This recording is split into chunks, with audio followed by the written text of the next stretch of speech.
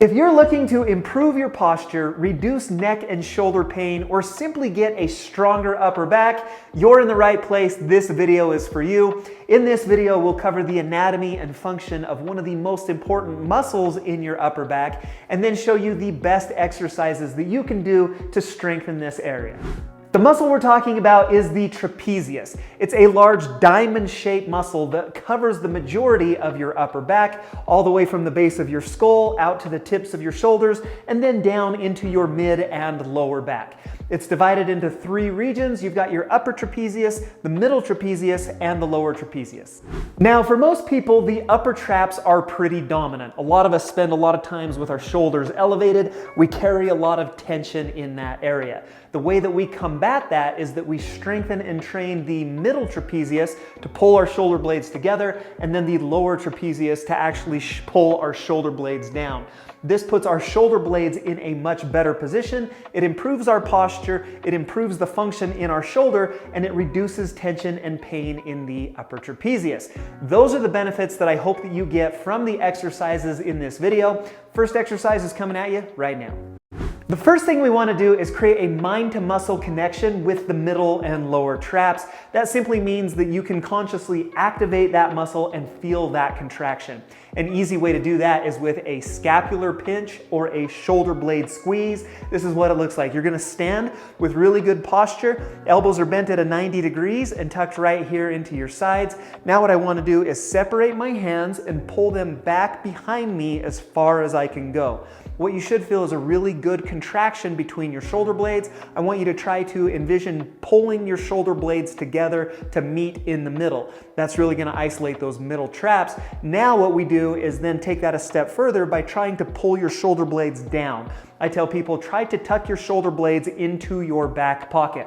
So it looks just like this. I'm going to pull and pinch my shoulder blades together, feel that in the middle traps, and now I want to activate my lower traps by depressing or bringing my shoulder blades down towards my belt line. What I would do is hold that for about 2 to 3 seconds and then return to the starting position, and then you're going to repeat this about 20 to 30 times.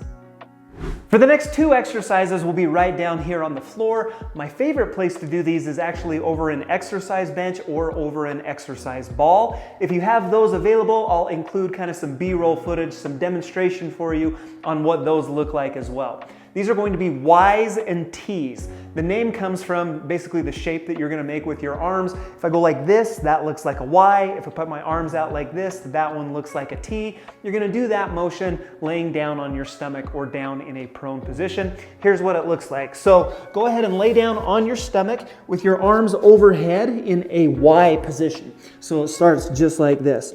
What we're going to do is pull our shoulder blades together, tuck the shoulder blades down into the back pocket to lift your arms up off of the floor. Hold for about 2 to 3 seconds and then return right back down to that starting position. So we're going to pull and hold, 1, 2, and then return and lower back down to that starting position.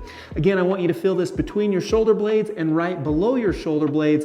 That tells me that you're doing it correctly if we do it like that. I would shoot for about 10 to 15 repetitions and repeat that 3 times. So about 30 to 40 reps is a good number to shoot for. Next is going to be the Ts. This is going to be for the middle traps. The Ys are primarily for the lower traps.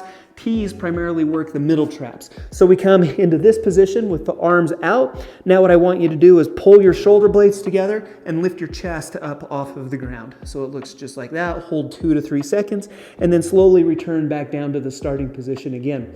If you can even kick on your external rotators in your shoulder, your rotator cuff with this, by pulling your thumbs up towards the ceiling. So rather than leading the back of my hand up to the ceiling, pull and rotate your thumbs up towards the ceiling. Again, a great way to kick on the rotator cuff and decrease the shoulder pain, minimize impingement with this exercise. It's one of my favorites for that. And so 2 to 3 seconds up in that contracted position, really trying to pull the shoulder blades together and then return right back down. Same parameters apply on this one. We're going to go for about 10 to 15 repetitions and then repeat that one 3 times.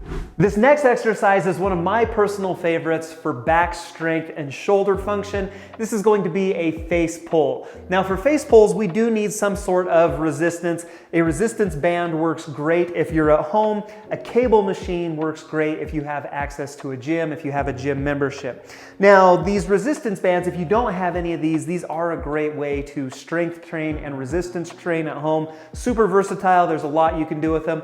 I'll leave a link to the set that I have here at my house down in the description below this video. Now, what we're going to do is I want you to anchor that pretty high at approximately eye level. If you can't think of anything to anchor that on, consider anchoring it low and then performing this exercise from your knees. We're going to achieve that same outcome. A lot of people will say when they do the face pulls, anchor high and then the pull looks just like this right here. What I don't like about that is that it introduces some internal rotation in your shoulder, meaning my elbow, it can get higher than my wrist in that position. Just an awful position for your shoulder to be in, can lead to tendonitis and rotator cuff tears eventually. There are much better positions that we can put the shoulder in to strengthen it. If you do the face pull the right way, it just puts it in that optimal position. So what I'm going to do is instead grab the handles or grab the ends of my band with kind of an underhand grip just like this.